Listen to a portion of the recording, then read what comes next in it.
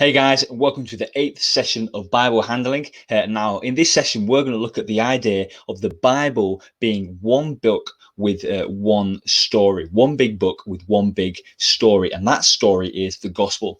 You see, one of the mistakes that we can make when we read the Bible is that we read it as like a collection of like random stories and random people that we can learn from and that we can apply to our lives, like some sort of like self-help book, or like a guide to life. But that's not really the purpose of the Bible. Really, the Bible has a very central core theme, which is really the gospel or Jesus Christ. And a useful illustration or picture to help describe this or to describe the Bible is a picture of like a pearl necklace, where basically every single pearl on the necklace represents a book, and the thread running throughout the necklace is the gospel or Jesus Christ. Okay, so the Bible is held together. It's a collection of books, and it's held together. The central theme is a theme of the gospel, or the theme of redemption. The person of Jesus Christ from beginning to end.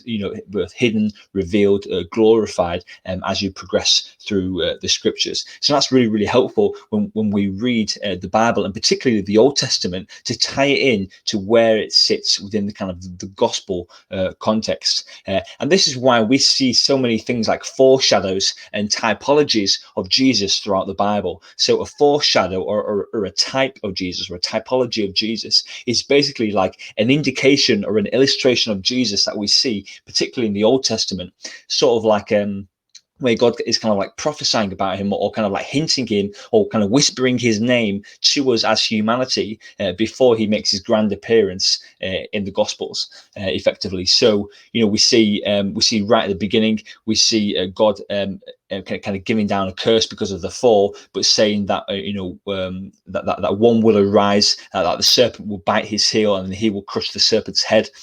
That is a foreshadow or a typology of Christ. It's hinting about Christ and what he would do in defeating Satan. Or we think about Abraham and Isaac carrying that wood up the hill, just as Jesus carried the cross up the hill, and then Abraham being told to sacrifice Isaac, just as God the Father would sacrifice his son on the cross a few thousand years later on. So there are all foreshadows and typologies of Christ, which help show that is the central theme running throughout the Bible. And so what we need to do is that when we're studying the Bible, and particularly the Old Testament, is to ask, okay, where does this story, where does this character, where does this event fit into the gospel narrative? What does it help reveal about God's nature, God's character? What does it help reveal about why the gospel is required, and about how it's going to come to pass, and the nature of that? Now, one author describes this as the gospel circle. The gospel circle, effectively, that each kind of segment on the circle reflects a different facet of the gospel, and the whole Bible is like a complete circle, kind of presents the gospel in its full colors, or its full array. And so as we read throughout the Bible, we get a different facet of what the gospel is about, and why it's required. So I'll just show you that now. So the gospel circle is like this.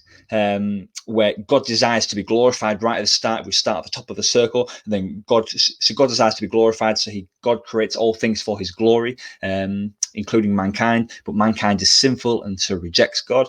God is angry at mankind's sin, but God loves mankind. So then God shows mankind their need for a savior. So through the law, the law was put in place to show mankind's sin.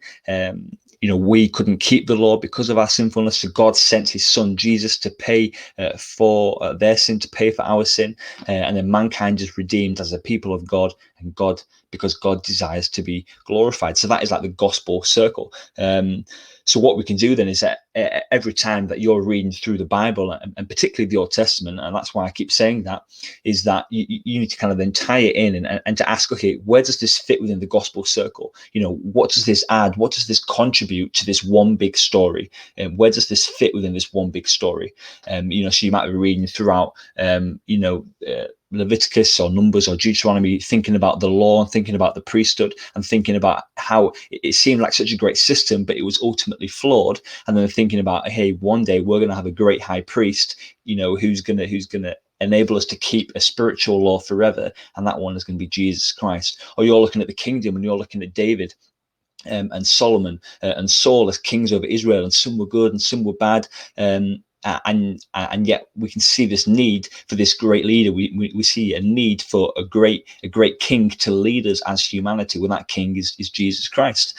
So we can see how the different parts of the Bible help reveal why is Jesus required, why is he glorified, and what is the gospel really all about. So remember, the Bible is one big book with one big story, and that story is the gospel.